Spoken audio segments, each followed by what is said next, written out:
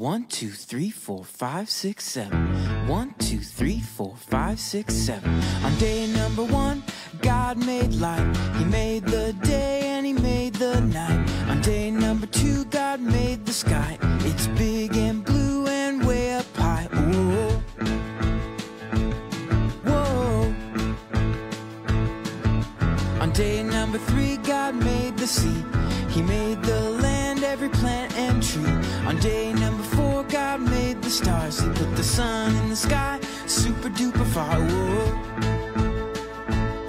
Whoa. God made you and God made me. He made everyone and everything we see.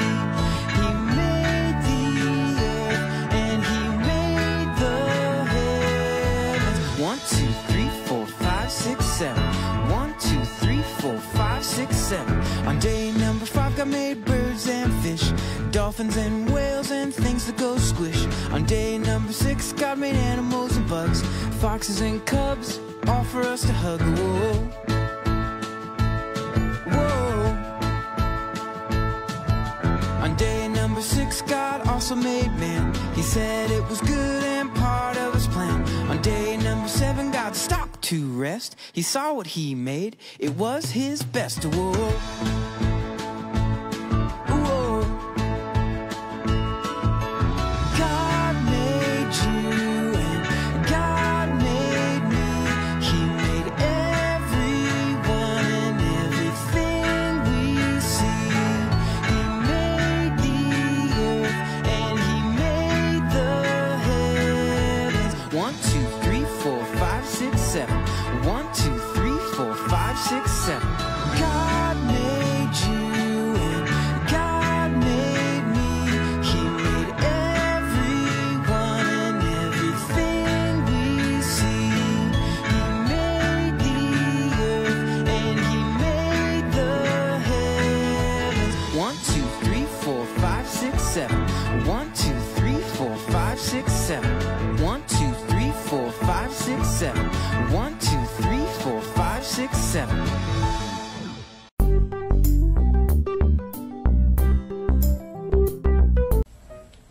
Hello kids!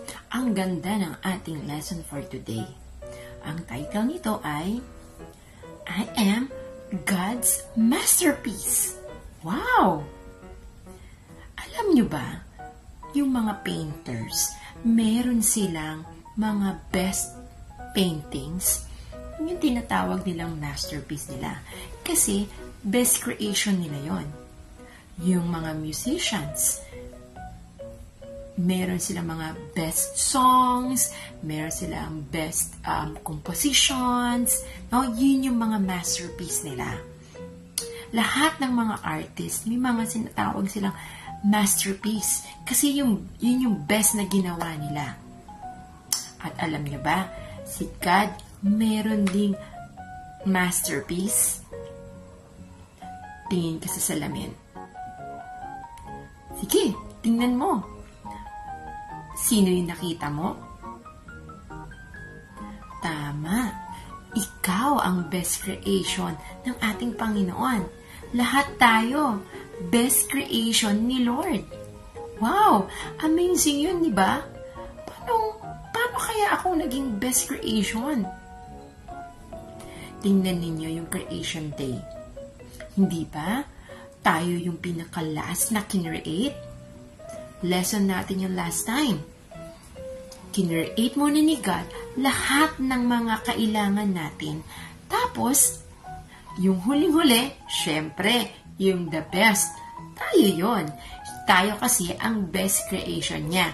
Kaya, we are God's masterpiece. Kung i-compare natin yung sarili natin sa mga creations niya, magaganda naman silang lahat at kailangan natin. Look at the stars and the moon and the sun. Ang ganda kaya nila, diba? Nakaka-amaze din yung kaya nilang ibigay para sa atin. Pero, wala silang mind, wala silang heart, wala silang hand, wala silang feet. Diba? Pero tayo meron. Tingnan ninyo yung land and water.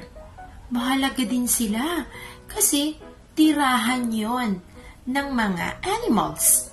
Yung mga nasa water, yung mga nasa land, doon sila titira. Kasi kung wala nun, paano na lang? Di ba? Tingnan nyo rin yung mga plants and flowers and trees. They are all beautiful. Grabe, nagbibigay sila ng kulay sa paligid natin. Kaya ang maganda nga pag may mga halaman sa paligid, hindi ba? Kasi ang ganda tingnan, napaka-refreshing, napaka-colorful.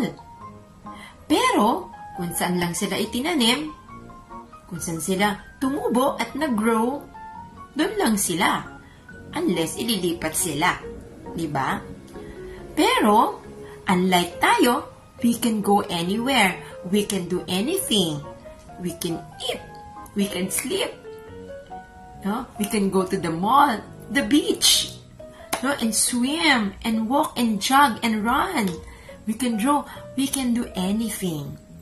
And tayo, tingnan ninyo. Bakit kaya tayo masterpiece ni God?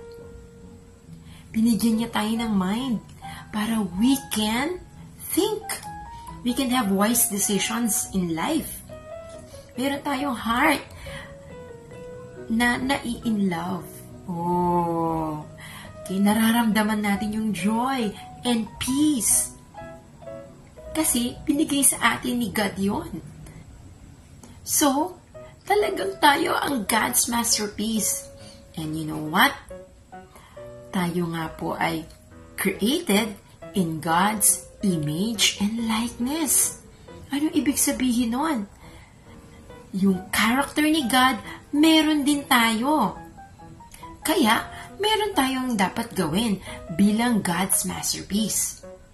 Unang-una, be more like Jesus.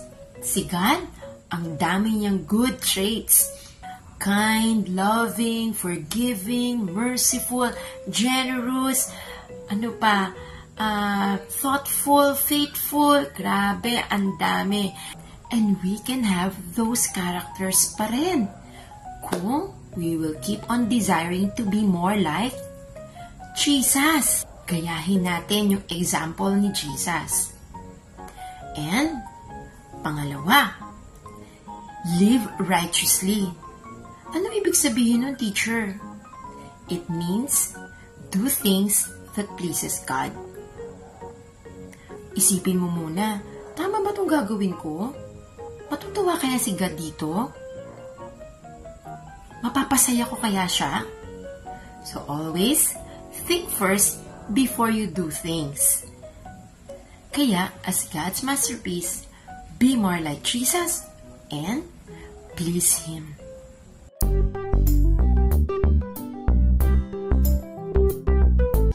Yan, naka-record na tayo, ha? Okay. Okay, good morning, kids! Good morning! Good morning, kids! Good morning! Yan, mag-game tayo. Hi, teacher! ngayon. Hi, teacher! Oh, Hello, teacher! yes! May dalawang Kids, Maki and Yuri, you have to listen to teacher. Okay, i-answer niyo lang yung question ni teacher. Kasi ang story natin kanina, it's about God's creation. Kaya magtatanong ako sa inyo, huhulaan nyo kung anong creation ni God ito. Maki, maliwanag ba? Ang light mo. Oh, listen na. Pag ready na kayo, Maki and Yuri, say game na! Kayo nga, game na! Game na! Alright, ikaw naman Yuri. Game na! Okay, meron akong 6 questions, ha? God's creation yon. Hulaan nyo, okay? Alright, question number 1. Creation number 1. Listen! Okay, anong God's creation kaya ito? Round siya. Round. Bilog. At color yellow. And then, siya ay,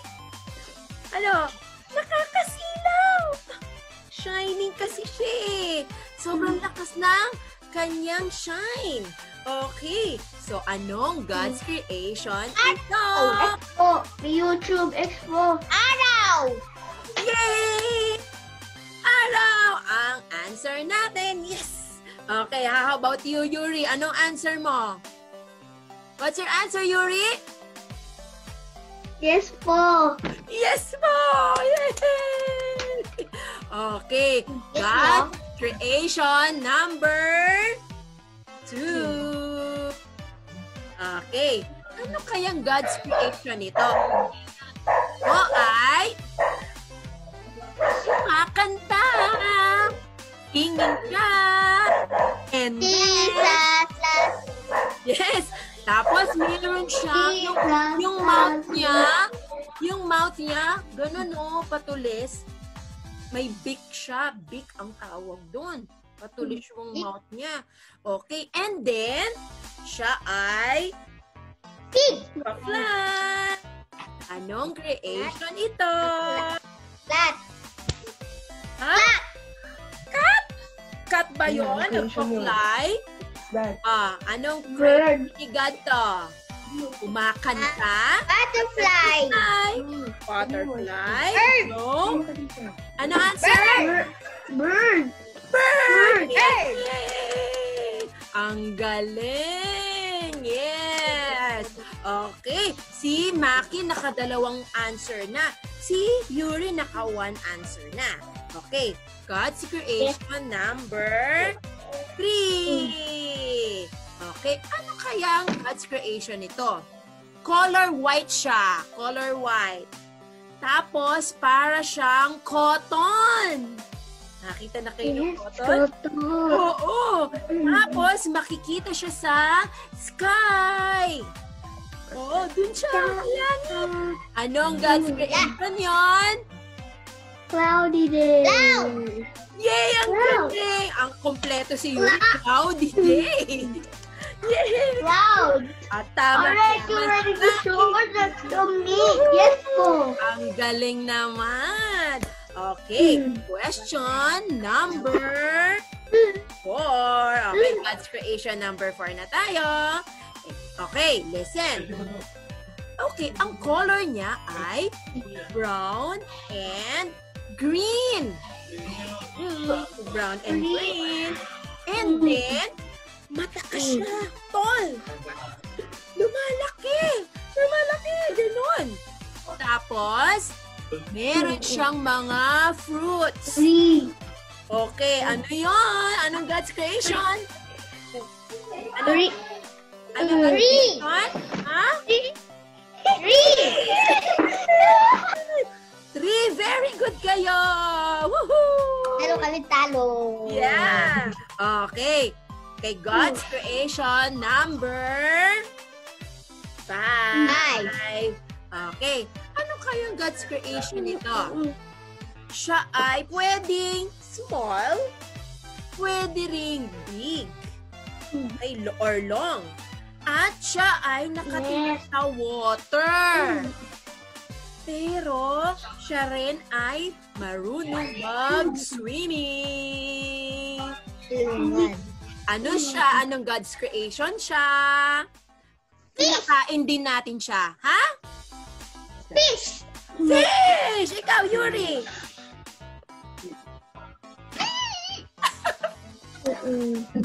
Ang galing! Kids ko! Yay! Okay, last question na tayo. Yuri, humabol ka kasi 5 points na si Maki. Ikaw, 4 points. Okay? Yan, one more question. God's creation number 6. Okay, ito naman ay siya ay humihinga. Humihinga. Tapos, iba-iba rin yung kanyang itsura. Sila ay guwapo at maganda. Tulad ni Teacher at tulad ni Maki and Yuri, mga guwapo. Okay, ano creation ni God? Hello. Ano creation ni God yun? Tao. Ate, sige ma. Oh, ikaw, Yuri, anong answer mo? People. Ha? Tao or people is? Ako panalo. Yay! Alright, ang galing. 6 points na ako! Yes! Si Maki, 6 points. Okay, si Yuri, 5 points. Pero okay lang yun. Yuri, nanalo ka pa rin. Nauna lang 1 point si Maki. Kaya ang winner natin for our game today ay si Maki! Maki! Oh, clap tayo for Maki! Woohoo! Ayan, congratulations, Maki!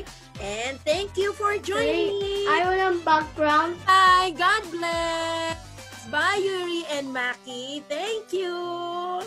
Bye-bye po. Bye-bye. Later.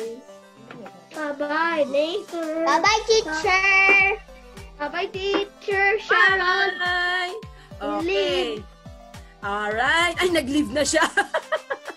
Nag-leave na siya kaagad. Joke lang yung bye-bye.